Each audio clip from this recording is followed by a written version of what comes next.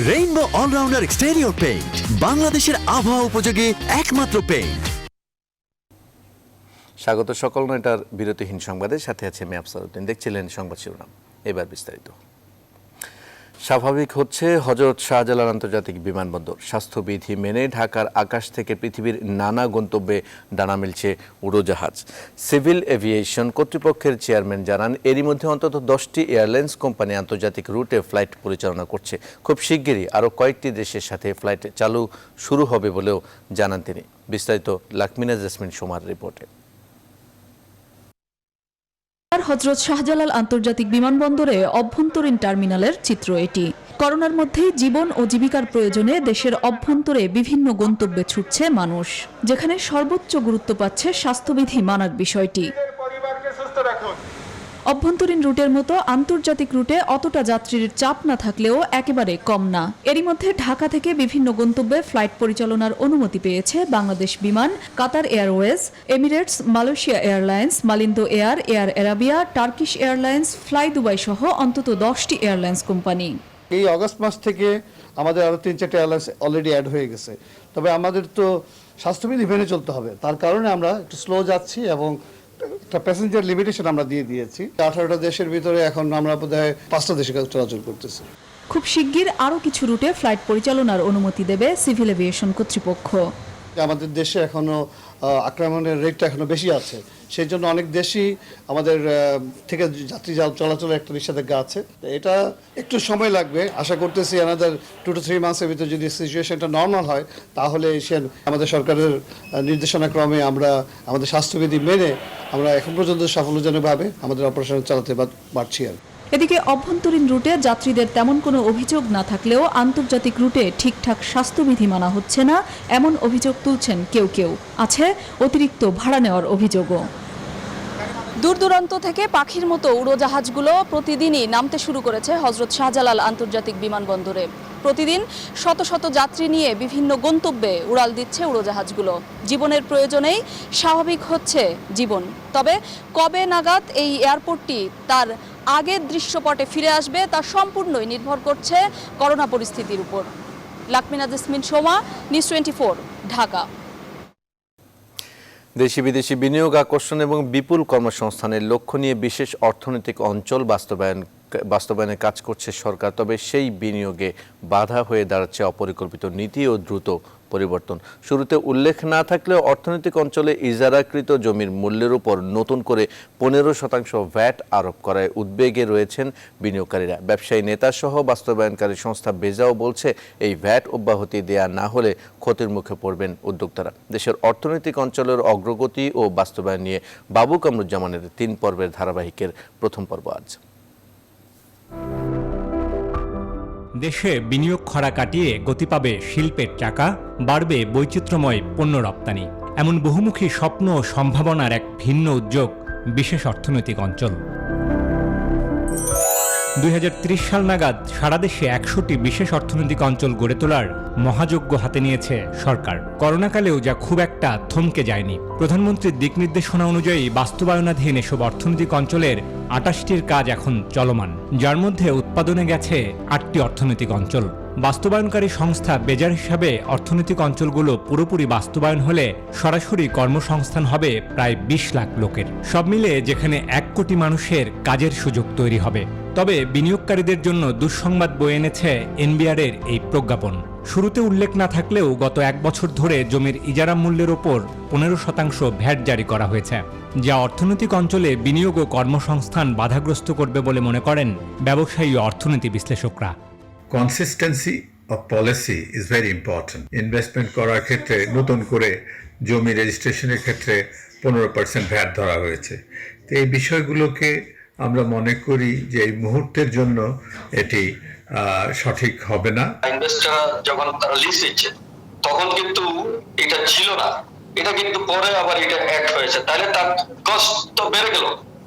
প্রথমে তো তার ইনভেস্টরের কস্ট একটা 15% ভ্যাট দেওয়া, একটা কস্ট বেড়ে যাওয়া। তো এটা তো আমার মনে হয় আবার চিন্তা ভাবনা করতে পারে। এই ধরনের এসআরওর মাধ্যমে নীতি বদলানো, এই চর্চা থেকে আমাদের বেরিয়ে আসতে হবে, নাহলে বিনিয়োগকারীরা এখানে দীর্ঘমেয়াদী বিনিয়োগের আস্থা পাবে না। অর্থনৈতিক অঞ্চলে শিল্প স্থাপনের আগে বিনিয়োগকারীদের ইজারা মূল্যের ওপর কোনো ভ্যাট দিতে হয় না ভারত, থাইল্যান্ড কিংবা ভিয়েতনামের মতো দেশে। এরই মধ্যে এই ভ্যাট তুলে নিতে সরকারের কাছে দাবিও জানিয়েছে দেশীয় বিনিয়োগকারী প্রতিষ্ঠানগুলো, যা প্রত্যাহারের পক্ষে মত অর্থনৈতিক অঞ্চল কর্তৃপক্ষেরও। মাননীয় প্রধানমন্ত্রীর কার্যালয়ে যে মিটিং হয়, কোঅর্ডিনেশন মিটিং, সেখানেও এই ইস্যুগুলো তোলা হয়েছে এবং আমরা যে ইনসেন্টিভ প্যাকেজটা সাবমিট করেছি সেখানেও এটা প্রত্যাহার করার কথা বলেছি। কারণ এই মুহূর্তে আমাদের সবচেয়ে বেশি প্রয়োজন নতুন বিনিয়োগের পথগুলো প্রশস্ত করা। দেশি বিদেশি বিনিয়োগ আকর্ষণে প্রতিযোগী দেশগুলোর সাথে সামঞ্জস্য রেখে নীতিমালা সহজীকরণে সমন্বিতভাবে কাজ চলছে বলে জানিয়েছেন বাণিজ্যমন্ত্রী। 15% ভ্যাট যেটা টেক্সটে আসছে এটা নিয়ে অনেক কথা সৃষ্টি হচ্ছে। আমরা এগুলো শর্ট আউট করার চেষ্টা করছি। এটাও ঠিক যে একটা লং টার্ম পলিসি দরকার। প্রধানমন্ত্রীর অফিসেও এই ব্যাপারে আমরা একটা রিপোর্ট সাবমিট করবো খুব শীঘ্রই। করোনা পরবর্তী সময়ে কর অবকাশ ও অন্যান্য সুযোগ সুবিধা বাড়ানো গেলে অর্থনৈতিক অঞ্চলের বাস্তবায়ন কাজ আরও গতি পাবে বলে মনে করেন সংশ্লিষ্টরা। বাবু কামরুজ্জামান, নিউজ 24, ঢাকা। অবৈধ বেসরকারি হাসপাতাল ক্লিনিকের নিবন্ধনের সময়সীমা 23 আগস্ট পর্যন্ত বেঁধে দিয়েছে স্বাস্থ্য মন্ত্রণালয়। তারা বলছে অনিবন্ধিত হাসপাতাল ক্লিনিকগুলো বন্ধ করে দেওয়া হবে। তারপরও দেশের বৃহৎ সংখ্যক বেসরকারি হাসপাতাল ক্লিনিক এখনও নিবন্ধনের আবেদন করে নাই। নিবন্ধনে আগ্রহেও দেখাচ্ছে না অনেকেই। কেন এই অনীহা? নিবন্ধন প্রক্রিয়ায় বাধাগুলোই বা কী? এসব নিয়ে আমরা বিস্তারিত জানবো। বিস্তারিত জানাতে এই মুহূর্তে রাজশাহী ও চট্টগ্রাম থেকে যুক্ত হচ্ছেন সহকর্মী কাজী শাহেদ ও নয়ন বড়ুয়া জয়। আমরা শুরুতেই যাব রাজশাহীতে। রাজশাহী থেকে যুক্ত হচ্ছেন কাজী শাহেদ। শাহেদ, রাজশাহীতে কী সংখ্যক হাসপাতাল ক্লিনিক নিবন্ধনহীন আছে, কেন তারা নিবন্ধন করেনি, আর 23 আগস্টের মধ্যে নিবন্ধন করতে তাদের আগ্রহ কতটা দেখছেন? কি তথ্য আছে আপনার কাছে?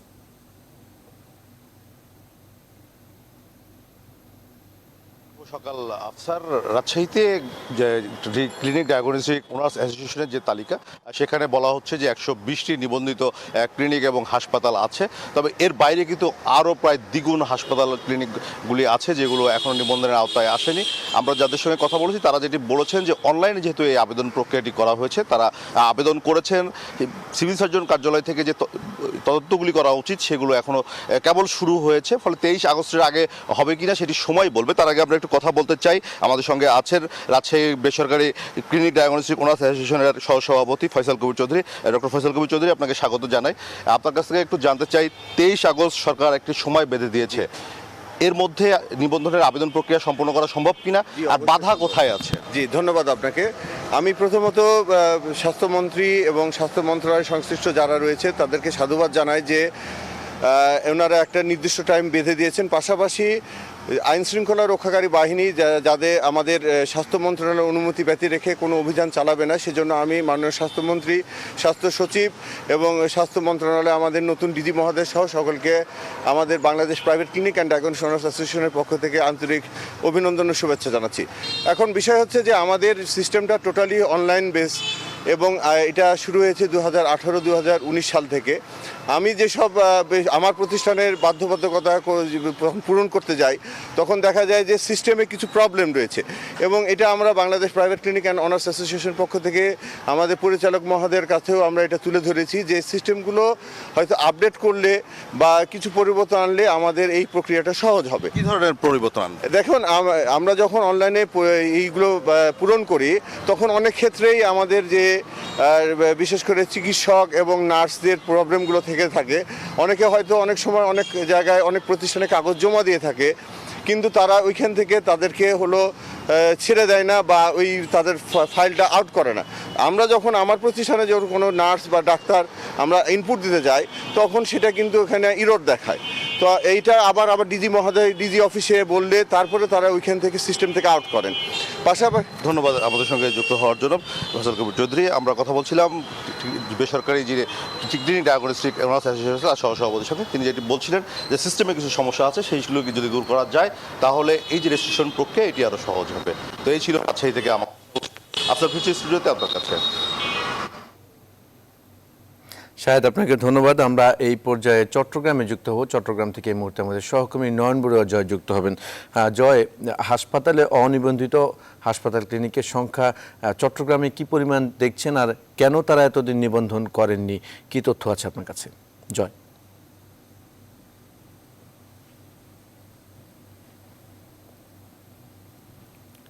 সহকর্মী কাজী সাহেব রাজশাহীর যেমনটা খবর জানিয়েছেন, তেমনিভাবে যদি আমি আপনাকে জানাই, বন্দরনগরী চট্টগ্রামে কিন্তু ব্যাঙের ছাতার মতো বিভিন্ন জায়গায় অলি গলিতে পর্যন্ত আমরা দেখি যে ক্লিনিক বলেন, কিন্তু ডায়াগনস্টিক সেন্টার বলেন, যে ল্যাব বলেন, বিভিন্ন জায়গায় গড়ে উঠেছে। কিন্তু কোনো কোনো হাসপাতালের দেখা যাচ্ছে কিন্তু তাদের লাইসেন্স থাকলেও বেশিরভাগ হাসপাতালে কিন্তু লাইসেন্স নেই। এমনকি কোনো কোনো হাসপাতাল এখন থেকে তাদের তৎপরতা অনেকটা বেড়েছে, তারা কিন্তু আসলে নবায়নের জন্য আবেদন করেছে, কিন্তু নবায়ন এখনো পর্যন্ত হয়নি। তো এই বিষয় নিয়ে আমি একটু জানবো। আমার পাশে আছেন বিএমের চট্টগ্রামের সভাপতি মুজিবুল হক খান। আমরা একটু জানতে চাচ্ছি, আপনি তো একটা দায়িত্বে আছেন, আমি যে চট্টগ্রামে যে হাসপাতালগুলো গড়ে উঠেছে একের পর এক, কিন্তু সেই হাসপাতালগুলো এখনো পর্যন্ত তাদের লাইসেন্স নেই।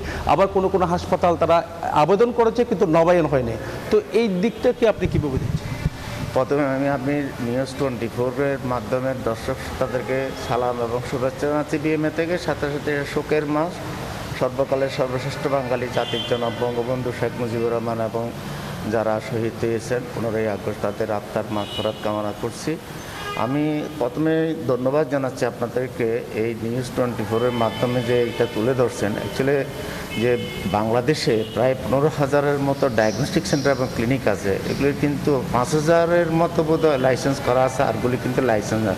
এটা কিন্তু কিছুটা নেগলিজেন্সি আমাদের কিন্তু স্বাস্থ্য অধিদপ্তরের ছিল, এবং এটা ডিজি অফিসে যেটা হাসপাতাল যে সাতটা ডিল করে, তারা লাইসেন্সে অনলাইনের মাধ্যমে, আপনি জানেন ইতিমধ্যে অনেক পুরানো ক্লিনিক, একটা ডায়াগনস্টিক সেন্টার 20 বছর 25 বছর 30 বছর পর্যন্ত ছিল।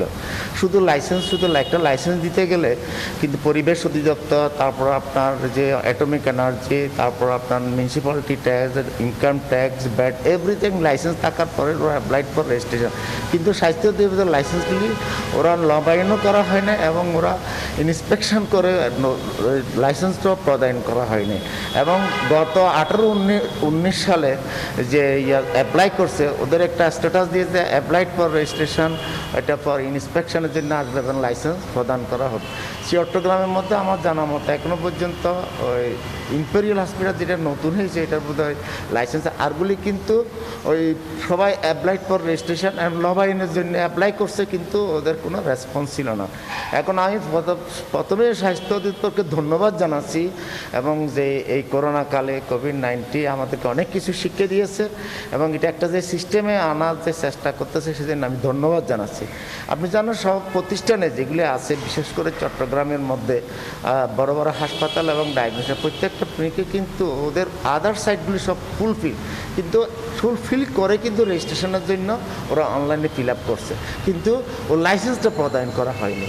এবং এটার জন্য তো যে হাসপাতাল কর্তৃপক্ষ এবং যারা হাসপাতালের মালিক, তারা তো দেয় না।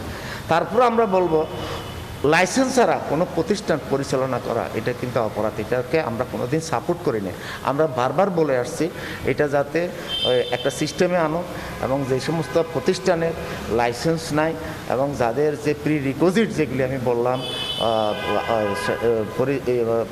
বিশেষ করে পরিবেশ অধিদপ্তরের ছাড়পত্র, municipality tax, bat, income tax, এবং যে সমস্ত যারা এখানে ইনভেস্টিগেশন করার জন্য আসবে, তাদেরও সুরক্ষা আমাদের দায়িত্ব। প্লাস সাথে সাথে যে সমস্ত ডায়াগনস্টিক সেন্টারে আমাদের যারা কনসালটেন্ট যারা আছে, তাদের একটা লিস্ট দিতে হয়, এবং যারা স্টাফ আছে, যারা টেকনিশিয়ান আছে, তাদের লিস্ট দিতে হয়, জমা দিতে হয়, তাদের বিএমডিসি রেজিস্ট্রেশন জমা দিতে হয়। সাথে সাথে আমাদের যে এক্সরে ডিপার্টমেন্ট আছে, যে অ্যাটমিক এনার্জি, তাদেরও কিন্তু একটা সার্টিফিকেট কিন্তু প্রয়োজন হয়, এবং এগুলি সব কিছু ফুলফিল আছে। একমাত্র হয়তো লাইসেন্স অ্যাপ্লাইড ফর রেজিস্ট্রেশন নবায়নের জন্য। চট্টগ্রামে নামি দামি অনেক হাসপাতাল আছে, তাদের লাইসেন্স নেই। অনেক মানে ম্যাক্সিমাম আপনি দেখেন, এখানে আমি যে কথাটা বললাম, এখন অনলাইনে সব ফিল আপ করে জমা দেওয়া হচ্ছে, কিন্তু তারা কিন্তু সরকারি যে ইয়েটা, যে মানে সালানে যে টাকাটা জমা দিতে হয় রেজিস্ট্রেশন নবায়ন করে, এটা কিন্তু দিয়ে আসছে, বছরের পর ওরা দিয়ে আসতেছে। এক বছরে প্রায় 56-57,000 টাকা মতো জমা দিতে হয়। তো এটা কিন্তু দিয়ে আসতেছে, কিন্তু ওই বছরের পর ফাইল বন্দি রয়েছে, যেটা হাসপাতালটি, এবং এটার জন্য দায়িত্ব ওরা না, এটা যে একটা সিস্টেমে চলে আসছে। আমরা কিন্তু বারবার, আপনি জানেন ইতিমধ্যে ডেলি হাসপাতাল একটা রিপোর্ট হয়ে গেছিলো, এটা যদি আমরা উপজেলা লেভেল, ডিস্ট্রিক্ট লেভেল যদি আমরা একটা চিন্তা করি, যেন উপজেলা লেভেলে যিনি টিএসে আছে যেটা ওনার মাধ্যমে এটা যদি হয়, এখানে যদি জেলা ইয়েতে যদি সিভিল শাসনের মাধ্যমে যদি হয়, তাহলে জিনিসটা সিস্টেমে চলে আসবে। এখন যেহেতু অনলাইনে চলে আসছে ডিজিটাল বাংলাদেশ, এটা আরও ইজি হয়ে গেছে, এবং এটা যদি তাড়াতাড়ি সম্ভব, আমার মনে হয় এটা সবগুলি সিস্টেমে আনা উচিত, এবং এই ব্যাপারে আমরা সবসময় সহযোগিতা করে দেবো। ধন্যবাদ আপনাকে, আপনি আমাদেরকে সকালে সময় দেওয়ার জন্য। আফসার, আপনি অবশ্যই বুঝতে পেরেছেন বিএমএ সভাপতি মুজিবুল হক খান যেমনটা আমাদেরকে জানিয়েছেন, তিনি বলছিলেন স্বাস্থ্য অধিদপ্তরে যদি তদারকি থাকতো তাহলে কিন্তু লাইসেন্স ছাড়া কোনো হাসপাতাল কিন্তু তারা পরিচালনা করতে পারতো না। তো এখন থেকে যদি তৎপরতা তাদের বাড়ে, তাহলে কিন্তু আসলে যে হাসপাতালগুলো লাইসেন্স নেওয়ারও কিন্তু তৎপরতা অনেকটা বাড়বে বলে তিনি আমাদেরকে জানিয়েছেন। তো এ ছিল আমার এখানকার সর্বশেষ। ফিরে যাচ্ছে স্টুডিওতে আফসারের কাছে। জয়, আপনাকে ধন্যবাদ আমাদের সাথে যুক্ত হওয়ার জন্য। আমাদের সহকর্মীরা যুক্ত হয়েছিলেন। নিবন্ধনের সময়সীমা ঠিক করে দেওয়ার পরও অনিবন্ধিত হাসপাতাল এবং ক্লিনিকগুলো নিবন্ধন নিচ্ছে না, সে বিষয়ে বিস্তারিত জানাচ্ছিলেন তারা। চলে যাচ্ছে পরের প্রসঙ্গে। রাজবাড়ীর কালুখালীর মাছবাড়ি ইউনিয়নের বেতবাড়িয়া গ্রামে রবিউল বিশ্বাস নামে এক যুবককে পিটিয়ে হত্যা করেছে প্রতিপক্ষের লোকজন। পরিবারের অভিযোগ, পুলিশের উপস্থিতিতে হত্যা করা হয় রবিউলকে। প্রত্যক্ষদর্শীরা জানান, শনিবার দুপুরে জমিজমা সংক্রান্ত মামলার আসামি রবিউলকে ধরতে আসে পুলিশ, কিন্তু এ সময় সে বাড়ি থেকে পালিয়ে যাওয়ার সময় প্রতিপক্ষের লোকেরা তাকে ধরে ফেলে এবং বেধড়ক পিটিয়ে হত্যা করে। তবে নিহতের পরিবারের অভিযোগ, পুলিশের সামনে প্রতিপক্ষের লোকেরা রবিউলকে পিটিয়ে হত্যা করেছে। এই ঘটনায় এলাকায় উত্তেজনা বিরাজ করছে।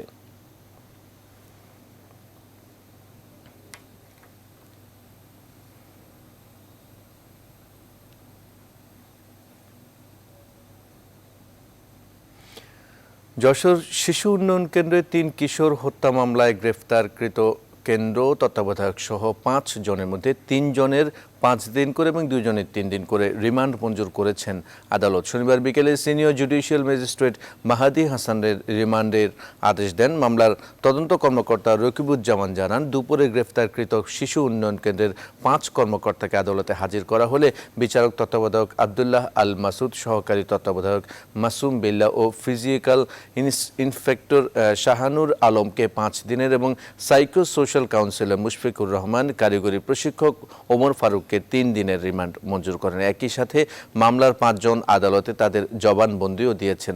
এর আগে ঘটনার পর শিশু উন্নয়ন কেন্দ্রের 10 কর্মকর্তা কর্মচারীকে জিজ্ঞাসাবাদের জন্য যশোর পুলিশ লাইন্সে নিয়ে আসা হয়। জিজ্ঞাসাবাদে ওই 5 জনের সংশ্লিষ্টতার প্রমাণ পাওয়ায় তাদের গ্রেফতার দেখায় পুলিশ।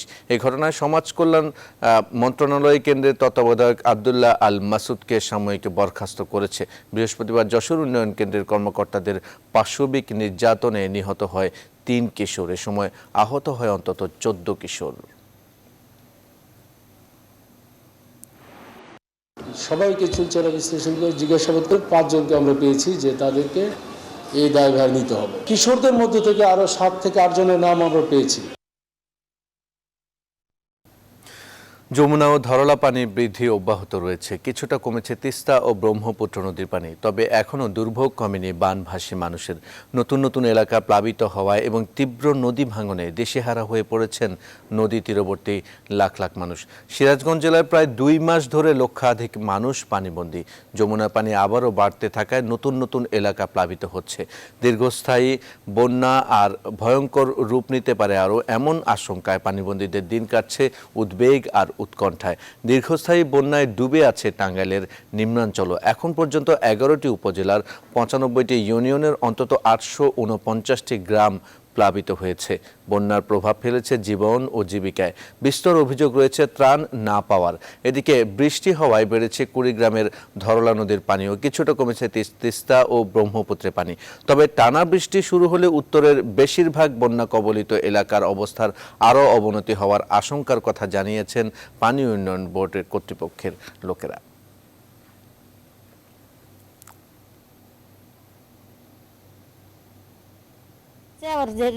না যাতে চাওয়ার হয়ে আসতেছে, বাড়ির যা হেরে দেখি যে এরকম ঘর দরজা সব ভাঙ্গা এরকম হয়ে গেছে।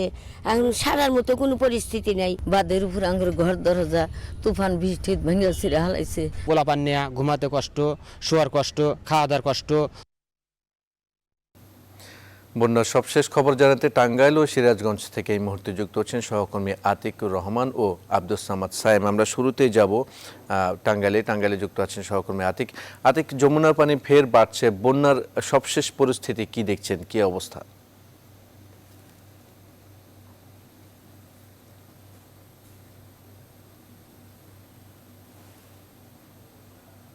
ধন্যবাদ আফসার। আসলে আপনি জানেন যে আসলে দীর্ঘস্থায়ী বন্যায় কিন্তু এবার অনেকটাই কিন্তু ব্যাপক ক্ষয়ক্ষতি হয়েছে। বিশেষ করে যে টাঙ্গাইলের কিন্তু গত 2 মাস যাবৎ কিন্তু এই অঞ্চলের পানিবন্দী অবস্থার মধ্যে রয়েছে এবং গত 2 দিন কিন্তু যমুনার পানি বৃদ্ধি পেয়েছে। এখনো কিন্তু বিপদসীমার নিচ দিয়ে রয়েছে, তারপরেও কিন্তু পানি আসলে বৃদ্ধি পেয়েছে। আমরা কিন্তু রয়েছে এখন টাঙ্গাইল কালীহাতি, এটি হচ্ছে টাঙ্গাইল যে চারান যে যোগাযোগ একমাত্র রাস্তা এবং এই সড়কে কিন্তু আসলে দীর্ঘদিন যাবৎ কিন্তু তলিয়ে রয়েছে এবং এই কারণে কিন্তু এই অঞ্চলের মানুষের যে যোগাযোগ ব্যবস্থা সেটি কিন্তু অনেকটাই ব্যাহত হচ্ছে।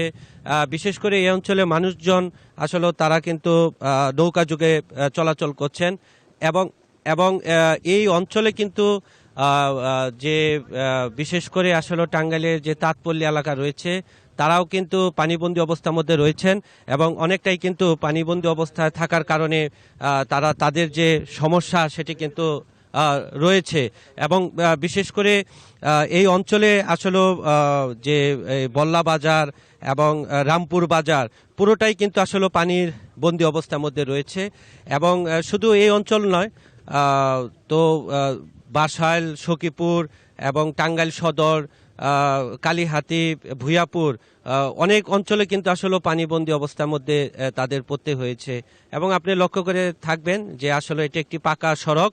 এই সড়কে মানুষের যে যোগাযোগ সেটি কিন্তু আসলে কতটা ব্যাহত হচ্ছে আপনি কিন্তু লক্ষ্য করে থাকবেন এবং মানুষ কিন্তু আসলে তারা ঝুঁকি নিয়ে চলাচল করছেন এবং বিশেষ করে যারা এই অঞ্চলের মানুষ রয়েছেন তারাও কিন্তু আসলে সমস্যার মধ্যে তাদের আসলে পড়তে হয়েছে। আমরা একটু কথা বলবো এখানকার যারা স্থানীয় বাসিন্দা রয়েছেন তাদের সাথে। আপনি একটু বলবেন যে কি অবস্থা, কতদিন যাবত পানিবন্দী অবস্থার মধ্যে রয়েছেন? আসসালামু আলাইকুম, ধন্যবাদ আপনাকে। এখানে আমরা 2 মাস যাবত পানিবন্দী হয়ে আছি। যাতায়াত খুব সমস্যা হইতেছে, আমাদের খুব সমস্যা হইতেছে যাতায়াত। 2 মাস যাবত পানিবন্দী আছে এখানে দেখতেছেন, সাংবাদিক ভাই আসছে, দেখতেছে পরিস্থিতি এখনকার খুবই ভয়াবহ। এখানে কালীহাতি, চারান, গাটুরিয়া বাড়ি, তারপরে জয়নাবাড়ি, খরলিয়া, কুকধারা রুট এখনো তলানো আছে, পানির নিচে আছে এখনো রাস্তা, এখনো সমস্যা, যাতায়াতের সমস্যা হচ্ছে। এইখানে আমাদের এইটুকু সমস্যা আর কি। এখানে যারা বাড়িতে আছে এখনো বাড়িতে যাইতে পারে নাই, বাড়ি এখনো পানির নিচে তলায় আছে। এখনো এই যে চারান বিলের পাশ দিয়ে অনেক বাড়ি আছে, রাস্তার পাশে এখনো বাড়ি আছে অনেক, পানি নিচে এখনো তলায়। ধন্যবাদ আপনাকে। আপনি একটু বলবেন যে কি সমস্যার মধ্যে আছেন, ত্রাণ পেয়েছেন কিনা? জি, আমরা তো এখনো। আতিক, আপনাকে ধন্যবাদ আমাদের সাথে যুক্ত হওয়ার জন্য।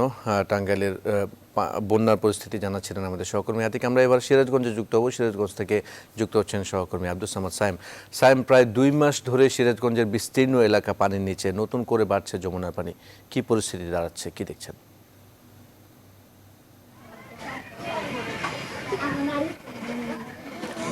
ধন্যবাদ আফসার। আপনাকে জানিয়ে রাখি, চতুর্থ দফা কিন্তু সিরাজগঞ্জের যমুনা নদীর পানি বাড়ছে। এ কারণে কিন্তু আসলে যে মানুষের যে দুর্ভোগ, সেই দুর্ভোগ কিন্তু সেরকমই রয়েছে, কিন্তু সরকারি যে সহায়তা সেই একবারেই কিন্তু দেওয়া হয়েছে, তারপরে কিন্তু আর দেওয়া হয়নি। কর্মহীন এই সমস্ত মানুষ কিন্তু দুর্বিষহ অবস্থায় জীবনযাপন করছে। আপনি আমার পিছনে দেখতে পাচ্ছেন যে বসতভিটাগুলো, এই বসতভিটাগুলো থেকে কিন্তু পানি একেবারে নেমে গিয়েছিল এবং এই যারা বসতভিটার মালিক তারা কিন্তু ঘরে আসার চেষ্টা করেছিল, কিন্তু আবার নতুন করে পানি বাড়ায় কিন্তু আবার বসতভিটায় পানি উঠেছে। এই দীর্ঘ 2 মাস বন্যার পানি থাকায় কিন্তু এই বসতভিটার যে নিচের অংশগুলো রয়েছে পানিতে তলিয়ে থাকার কারণে কিন্তু তা কিন্তু পচে নষ্ট হওয়ার উপক্রম হয়েছে। প্রতিটা বাড়িতে কিন্তু আসলে একজনের প্রায় 20 থেকে 30 হাজার টাকার ক্ষয়ক্ষতি হয়েছে। এই হিসাবে এবছর বন্যায় কিন্তু সিরাজগঞ্জের 1,18,000 পরিবার কিন্তু ক্ষতির শিকার হয়েছে। এই সমস্ত মানুষ কিন্তু আসলে যে এই এই পানি একেবারে কমে নেমে যাওয়ার পরে যে কিভাবে ঘরগুলো মেরামত করবে তা নিয়ে কিন্তু দুশ্চিন্তায় রয়েছে।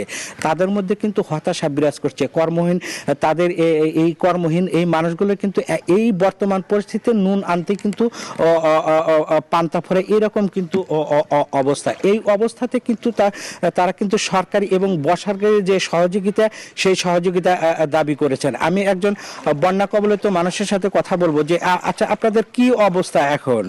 আমাদের তো অবস্থা মোটামুটি একবারে ভালো না, কারণ বন্যা তো এরকম ভাবে 2-3 মাস পরায় পানি এরকম ভাবে বন্ধ হয়ে আছি।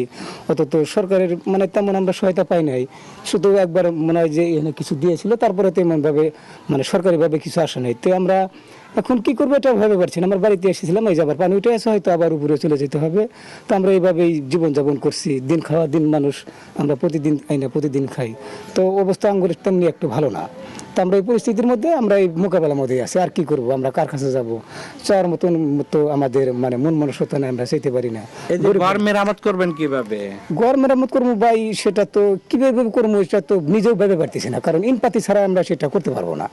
কারণ আমরা যেহেতু দিন কামাই করে দিন খাই, আমরা 2, 4, 5, 10,000, 15,000, 20,000 টাকা কোথায় পাবো?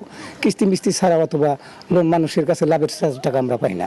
তো এভাবে আমরা এইভাবে মেরামত কাজ করি আর কি। ধন্যবাদ আপনাকে। আফসার শুনছিলেন এই সমস্ত মানুষ কিন্তু তারা যে ঘর মেরামত করে সেই ঘর মেরামতের দুশ্চিন্তায় কিন্তু তারা রয়েছে। তারা যেটা বলছে যে তাদের একমাত্র মানে সুদের উপরে বা এনজিও কিস্তি ছাড়া কিন্তু আসলে তাদের কিন্তু ঘর মেরামত করা সম্ভব নয়। তাদের কিন্তু সেই কিস্তি কিন্তু সারা বছরই টানতে হবে। এই ঘানি টানতে টানতে কিন্তু তাদের আসলে যে দুর্বিষহ যে কষ্ট, সেই কষ্ট কিন্তু তাদের সব সময় লেগেই থাকে। যে কারণে কিন্তু আসলে এই বন্যা কবলিত মানুষরা কোনো সময় কিন্তু আসলে ঘুরে দাঁড়াতে পারে না, তাদের ঘুরে দাঁড়ানো সম্ভব হয় না। এনজিওর কিস্তি, সংসার খরচ এগুলো চালানো কিন্তু তাদের একেবারে দুর্বিষহ অবস্থা হয়ে ওঠে। সারাটি বছর কিন্তু তাদেরকে এই ঘানি টানতে হয়। এই অবস্থায় কিন্তু আসলে যে সরকারি বা বেসরকারি যে সহযোগিতা, সেই সহযোগিতা কিন্তু তারা তেমন পায় না। যদি তাদের দাবি, যদি সরকার যদি আসলে এই বন্যাকালীন যে সংকট, এই সংকটের সময় যদি আসলে একটা বিশেষ বরাদ্দ দিত, তাহলে হয়তো এই বন্যাকালীন সময় কিন্তু এই সমস্ত মানুষজন কিন্তু একটু খেয়ে পরে একটু বেঁচে থাকতে পারতো, এবং যে সামান্য রোজগার করতো সেগুলো কিন্তু বন্যা পরবর্তীতে তারা আসলে ঘর মেরামত বা করে চলতে পারতো। এবছর কিন্তু আসলে এই যে বন্যা হয়েছে, দীর্ঘ বন্যা, এই বন্যা কিন্তু আসলে এর আগে কখনো হয়নি। যে কারণে এই সমস্ত বন্যা কবলিত মানুষ আসলে খুবই হতাশা ব্যক্ত করেছে। এছাড়াও যে কৃষকরা রয়েছে, সেই কৃষকদেরও কিন্তু ব্যাপক ক্ষতি হয়েছে। কৃষকের যে ফসল ছিল, কাউন ছিল, তিল ছিল, সবজি ছিল, বাদাম ছিল, এগুলা কিন্তু আসলে তাদের কিন্তু চরম ক্ষতি হয়েছে। যে কারণে তারাও কিন্তু একেবারে দিশেহারা হয়ে পড়েছে যে তারা আসলে সামনে ভবিষ্যতে আসলে তারা কিভাবে চলবে, পরিজন নিয়ে দুমুঠো খাবে কিভাবে, এই নিয়ে দুশ্চিন্তা রয়েছে। নতুন করে কিন্তু পানি বাড়ার কারণে কিন্তু আসলে তারা কিন্তু আসলে যে ফসল রোপণ সেটাও কিন্তু আসলে তারা করতে পারছে না। যে কারণে তাদের মধ্যে যে চিন্তার ভাঁজ, সেই চিন্তার ভাঁজ কিন্তু তাদের মধ্যে উঠেছে। এছাড়াও এবছর বন্যায় কিন্তু যে নদীর অরক্ষিত অঞ্চল রয়েছে, সেই অরক্ষিত অঞ্চল। সায়েম, আপনাকে ধন্যবাদ। সিরাজগঞ্জের লক্ষাধিক মানুষের বন্যার কারণে যে কষ্ট, সেই চিত্র তুলে ধরছিলেন আমাদের সহকর্মী সায়েম। চলে যাচ্ছে পরের প্রসঙ্গে। হঠাৎ করে অভ্যন্তরীণ নদ নদী থেকে ইলিশ আহরণ কমে গেছে। সমুদ্রে কিছু ইলিশ পাওয়া গেলেও চাহিদার তুলনায় সরবরাহ কম, তাই দামও কিছুটা বেশি। আড়তদার ও মৎস্য কর্মকর্তারা বলছেন, সাগরে দুর্যোগপূর্ণ আবহাওয়া কম থাকা ও বন্যার কারণে বেশি হওয়ায় অভ্যন্তরীণ নদ নদীতে ইলিশ আসছে না। তবে পানি কিছুটা কমলে ডিম ছাড়তে নদীতে ইলিশ আসবে বলে প্রত্যাশা তাদের। রাহাত খান ও ফাতেমা জান্নাত মোহাম্মদ, তথ্য ছবিতে ডেস্ক রিপোর্ট। 30 জুনের পর অভ্যন্তরীণ নদ নদীতে মাছ শিকারে মৎস্য বিভাগের নিষেধাজ্ঞা নেই। সমুদ্রে মৎস্য আহরণের 65 দিনের নিষেধাজ্ঞা শেষ হয়েছে 23 জুলাই। নিষেধাজ্ঞা শেষে শুরুর কয়েকদিন সাগর ও নদী এলাকায় ইলিশ সহ অন্যান্য মাছের পর্যাপ্ত সরবরাহ থাকলেও এখনকার চিত্র একেবারেই ভিন্ন। ইলিশের প্রধান মৌসুম শেষ হতে আর মাত্র 1 মাস বাকি। এই সময়ে ইলিশের সয়লাভ হওয়ার কথা বরিশাল সহ দক্ষিণাঞ্চলের বিভিন্ন ইলিশ আড়ত। কিন্তু বাস্তবতা হচ্ছে ভরা মৌসুমেও ইলিশের আকাল চলছে। সরবরাহ কম থাকায় দামও বেশ চড়া। কেজি চাচ্ছে 1200, 1500, 1.5 কেজি উপরে মাছগুলা। আমি 4 দিন আগে কিনছি 600 গ্রাম, ওইটা 450 টাকা কেজি, আর আজকে চাই 650। এটা বুঝতে পারছি না কেন হচ্ছে না এটা। অন্য সময়ের দাম কম থাকার কথা। আড়তদার ও মৎস্য কর্মকর্তারা বলছেন, সাগরে দুর্যোগপূর্ণ আবহাওয়া না থাকা ও বন্যার কারণে পানি বেশি থাকায় অভ্যন্তরীণ নদ নদীতে ইলিশ আসছে না। দীর্ঘ 4 মাস অতিক্রম হয়ে গেছে, কিন্তু ইলিশের কোনো আমদানি হচ্ছে না। সাগরের সিগন্যাল চলতে আছে, এই জন্য মাছের আমদানিটা কম, এই জন্য একটু দাম বেশি। সামনের জুতে অবশ্যই মাছের পেটে ডিম আসতেছে, মাছ আহরণ হবে এবং মাছ নদীতে চলে আসবে। একই অবস্থায় চট্টগ্রামের ফিশারিজ ঘাটেও চাহিদা থাকলেও নেই পর্যাপ্ত সরবরাহ, তাই চড়া দামে বিক্রি হচ্ছে সব ধরনের মাছ। বড় মৌসুমে মাছ নেই, সেটা প্রাকৃতিক দুর্যোগ, বৈরী আবহাওয়া। এই বৈরী আবহাওয়ার কারণে আজকে 8 থেকে 10 দিন কোনো মাছ নেই। এখন ওয়েদার খারাপ, সিগন্যাল চলতেছে, কয়েকদিনের মধ্যে আবার যদি ভালো হয়ে যায় তাহলে আগামী 2-4 দিনের মধ্যে আবার মাছে ইনশাল্লাহ ভরপুর হয়ে যাবে। সরবরাহ কম থাকায় আয় রোজগারেও প্রভাব পড়েছে এখানকার মৎস্যজীবীদের। Desk report, news 24। স্বায়ত্তশাসিত সংস্কার উদ্বৃত্ত অর্থ সরকারি কোষাগারে জমা দেওয়ার আইন পাশের পর প্রথমবারের মতো সরকারি কোষাগারে যাচ্ছে চট্টগ্রাম বন্দরের উদ্ধৃত প্রায় 961 কোটি টাকা। এর মধ্যে পায়রা বন্দর নির্মাণ প্রকল্পের জন্য 461 কোটি 90 লাখ টাকা এবং অর্থ মন্ত্রণালয়ের জন্য 500 কোটি টাকা নিয়ে যাওয়া হচ্ছে। তবে বন্দর ব্যবসায়ীরা বলছেন, চট্টগ্রাম বন্দরের সক্ষমতা বাড়ানোর চলমান কাজ শেষ না হতেই অন্য বন্দর উন্নয়নে চট্টগ্রাম বন্দরের মোটা অঙ্কের অর্থ প্রদান যৌক্তিক নয়। চট্টগ্রাম থেকে নয়ন বড়ুয়া জয়ের রিপোর্ট। অদূর ভবিষ্যতে বড় পরিসরে ব্যবহারের সম্ভাবনা না থাকলেও বিপুল অর্থ ব্যয়ে পায়রার গভীর সমুদ্র বন্দর নির্মাণের উদ্যোগ নিয়েছে সরকার। তাই পায়রা বন্দর গড়তে চট্টগ্রাম বন্দরের উদ্বৃত্ত অর্থ দিতে হচ্ছে 461 কোটি 90 লাখ টাকা। একই সাথে অর্থ মন্ত্রণালয়ের জন্য 500 কোটি টাকা নিয়ে যাওয়া হচ্ছে চট্টগ্রাম বন্দর থেকে। স্বায়ত্তশাসিত সংস্থার উদ্বৃত্ত অর্থ সরকারি কোষাগারে জমা দেওয়ার আইন পাশের পর এমন অবস্থায় পড়েছে চট্টগ্রাম বন্দর।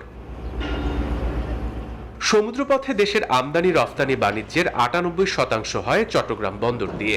বাণিজ্যিক বিবেচনায় দেশের প্রয়োজন অনুযায়ী এমনিতেই চট্টগ্রাম বন্দরের সক্ষমতা অপর্যাপ্ত। এই অবস্থায় চট্টগ্রাম বন্দর ফান্ডের অর্থ যদি অন্য প্রতিষ্ঠানে দেয়া হয় তাহলে বন্দরের উন্নয়ন ব্যাহত হবে। আমাদের যে মেগা প্রজেক্টগুলো আছে, সেই মেগা প্রজেক্টগুলো শেষ করার পরে প্রয়োজন হয় সেখানে আমাদের বন্দর কন্ট্রিবিউশন থাকলে আমাদের কোনো আপত্তি থাকবে না। বড় বড় মেগা প্রজেক্ট বাদ দিয়ে আমরা কাউকে অনুদান দিলে আমরা সেই বিষয়ে আমরা জোর আন্দোলনের কথাও আমরা বলেছি। চট্টগ্রাম বন্দরের সক্ষমতা বাড়াতে বন্দরে নির্মিত বে টার্মিনাল সহ বেশ কিছু চলমান উন্নয়ন কাজ শেষ না করে বন্দর থেকে এভাবে অর্থ নিয়ে যাওয়া হলে থমকে যেতে পারে বন্দরের উন্নয়ন কাজ। অভিমত বন্দর ব্যবহারকারীদের। চট্টগ্রাম বন্দরের প্রজেক্টগুলি যাতে উন্নয়ন যাতে ব্যাহত না হয় সেদিকে সরকার আশা করি নজর রাখবেন। পরিসংখ্যান বলছে গেল অর্থ বছরে বন্দরের আয় হয়েছিল 2936 কোটি টাকা, যা আগের বছরের চেয়ে 13 কোটি টাকা কম। আর করোনার কারণে গেল 6 মাসেই আয় কমেছে 250 কোটি টাকারও বেশি।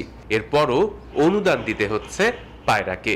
6 মাসে আমাদের কিছু লস হয়েছে, লস বলতে আমরা প্রণোদনা দিয়েছি, যার ফলে আমরা এই প্রায় 200 থেকে 250 কোটি টাকা আমরা এইভাবে এই প্রণোদনায় বন্দরের আয় হতে বন্দর এটা আয় হয়নি। আর জাইকার এক সমীক্ষা বলছে 2026 সালে চট্টগ্রাম বন্দর দিয়ে কন্টেইনার পরিবহনের পরিমাণ 35 লাখ টিউস ছাড়িয়ে যাবে।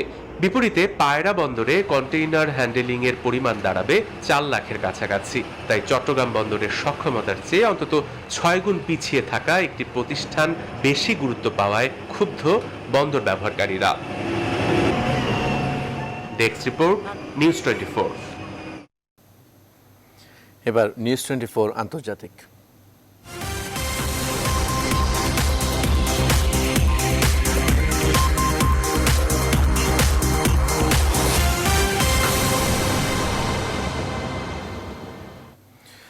প্রাক্তন রাষ্ট্রপতি প্রণব মুখোপাধ্যায়ের অবস্থার অবনতি হয়েছে। মঙ্গলবার সন্ধ্যায় এক বিবৃতি দিয়ে এমনটাই জানিয়েছে দিল্লির আর্মি হাসপাতাল।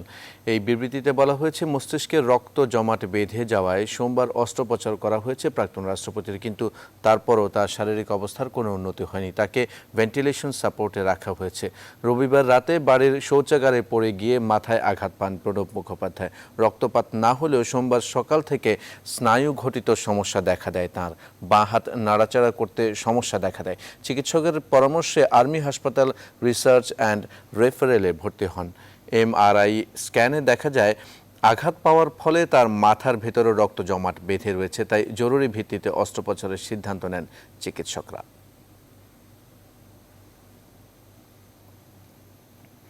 বিশ্বের বিভিন্ন দেশেই লকডাউন ও জীবনযাত্রায় স্বাভাবিকত্ব ফিরে এলেও করোনা ভাইরাসের মৃত্যুর হার এখনও কমেনি। প্রতিদিনই গড়ে মারা যাচ্ছে ৫,০০০-এর বেশি মানুষ। এ নিয়ে সারা বিশ্বে মোট প্রাণহানি দাঁড়ালো ৭,৬৮,০০০, আর মোট আক্রান্ত হয়েছে ২,১৫,০০,০০০-এর বেশি মানুষ। এর মধ্যে যুক্তরাষ্ট্র অব্যাহত রয়েছে দৈনিক সর্বোচ্চ মৃত্যুর ঘটনা।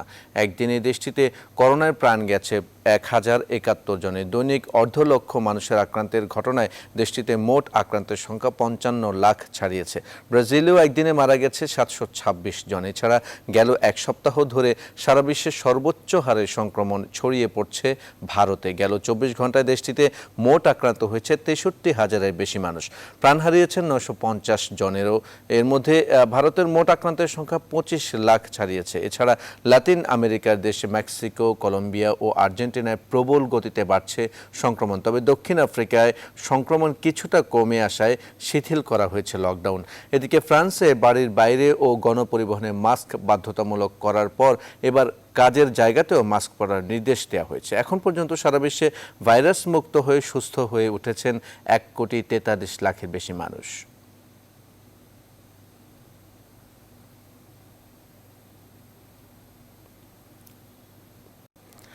শ্রীলঙ্কা সফরে সাকিবকে পেতে চায় বিসিবি। এজন্য সাকিবের সাথে কথাও বলছেন নাজমুল হাসান পাপন। শোক দিবসে বিসিবি আয়োজিত অনুষ্ঠান শেষে গণমাধ্যমকে এমনটাই জানান বোর্ড সভাপতি। ২৮ অক্টোবর শেষ হচ্ছে সাকিবের ১ বছরের নিষেধাজ্ঞা। এর আগে ২৪ অক্টোবর মাঠে গড়াবে শ্রীলঙ্কা ও বাংলাদেশের মধ্যকার প্রথম টেস্ট। তাই পরের ম্যাচ থেকেই যেন সাকিবকে দলে পাওয়া যায় সেই লক্ষ্যে এগোচ্ছে বিসিবি। চলতি মাসেই দেশে ফেরার কথা আছে সাকিবের। দলে ফিরতে আগামী মাস থেকে বিকেএসপিতে শুরু করবেন অনুশীলন। আইন অনুযায়ী সাকিব চাইলে ফিজিও ও কোচের সাথে কাজ করতে পারবে বলে জানান পাপন।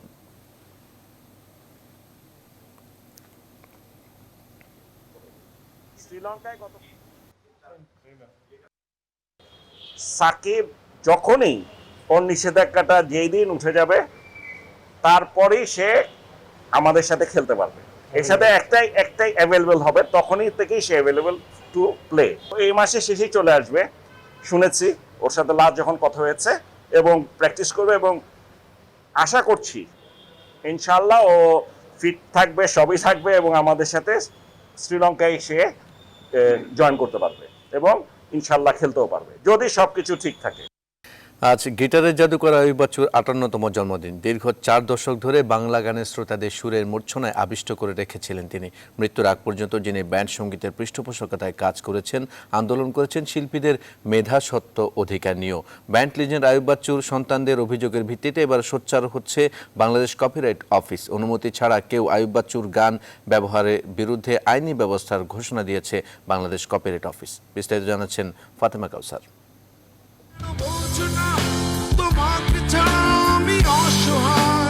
শ্রোতা ভক্তদের কাছে তিনি পরিচিত এবি নামে। কখনো নিজে চিরচেনা গায়কিতে, আবার কখনো গিটারের ছয়তারে মুগ্ধ করেছেন দর্শক শ্রোতাদের। এখন অনেক রাত, খোলা আকাশের নিচে। অভিমানী আয়ুব বাচ্চু মৃত্যুর আগে পাইরেসি বন্ধ না হয় ছেড়ে দিতে চেয়েছিলেন গান। বছরের পর বছর রয়্যালিটি থেকে বঞ্চিত হয়ে হতাশা প্রকাশ করে বলেছিলেন, শিল্পীরা কি বাঁচবে? সঙ্গীতের শিল্পীর যেদিন মর্যাদা বাড়বে, শিল্পীদের যে দুস্থ শিল্পী বলা হবে না, সেদিন আমার ছেলে এটাকে প্রফেশন হিসেবে নেবে। আয়ুব বাচ্চু সেই কথা অনেকের মনে নাড়া দিয়েছিল। তারপর অনেকেই জোটবদ্ধ হয়ে বিভিন্ন সময় এই আন্দোলন করেছেন। তবে মেধাস্বত্বের কপিরাইট আজও প্রতিষ্ঠিত হয়নি বাংলাদেশে। স্পেশালাইজড টেকনিক্যাল টিম গঠন করছি, তারা খুব শীঘ্রই এইসব অবৈধ সাইটগুলোকে ট্রেস করবে। ২০১৮ সালের ১৮ অক্টোবর অগণিত ভক্তদের কাঁদিয়ে পৃথিবী ছেড়ে বিদায় নেন সবার পছন্দের এবি। ফাতেমা কাউসার, নিউজ 24, ঢাকা। এই ছিল সকাল ৯টার বিরতিহীন সংবাদের সাথে থাকায় ধন্যবাদ সবাইকে।